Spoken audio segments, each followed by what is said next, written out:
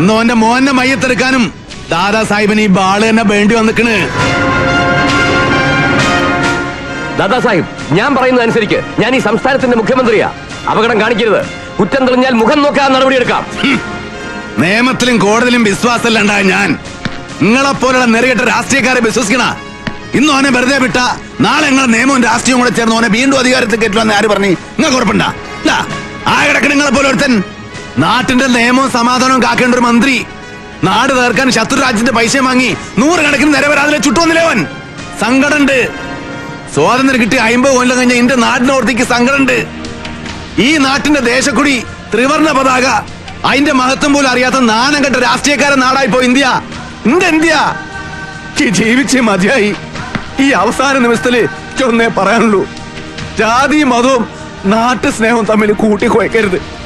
നാട്ടിൽ രസിക്കാൻ ജീവൻ കൊടുത്തവനും ആരായാലും ഓൻ ഏത് ജാതിക്കാരനായാലും ഓനെ നമ്മള് മനസ്സിൽ ചേർത്ത് വെക്കണം. അതേ സമയത്ത് ഈ റഹ്മത്ത് അലീനെ പോലുള്ള രാജ്യദ്രോഹികൾ ഓൻ ആരായാലും, ഗവർണറായാലും മന്ത്രിയായാലും പോലീസായാലും ഓലിക്ക് നമ്മൾ മാപ്പ് കൊടുക്കരുത്. ഈ ജമ്മ മുഴുവനും നാട്ടിൽ നാട്ടാർക്കും വേണ്ടി ജീവിച്ചോനാ ഞാൻ. ഒരു നല്ല വാക്ക് കിട്ടിയിട്ടില്ല, കയ്യിലൊരു സങ്കടമില്ല. എന്നാലും നീ ഒരു നല്ല കാര്യം ചെയ്തിട്ടേ ഞാൻ മരിക്കൂ. അതിന് നിങ്ങളെല്ലാരും സാക്ഷികളാവണം. കൊല്ലും.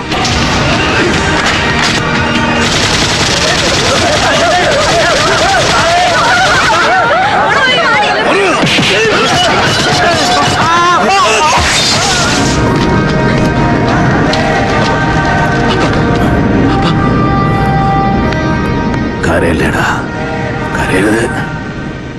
നാട്ടിനെ സ്നേഹിക്കുന്ന ചുണക്കുട്ടിയേറ്റ് നെഞ്ചു പിടിച്ചു നിൽക്കണം. നീ ദാദാ സാഹിബിനെ സമാധാനായിട്ട് മരിക്കാം. വന്ദേ മാതരം.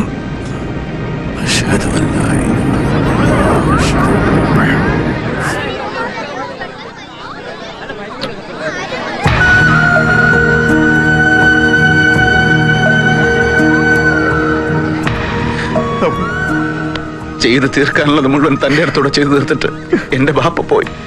പുറകെ പോവാൻ ഞാൻ തയ്യാറാണ്. അതിനു മുമ്പ് എന്നെ കല്ലെറിഞ്ഞു കൊല്ലാൻ നിൽക്കുന്നവരോടൊരു വാക്ക്.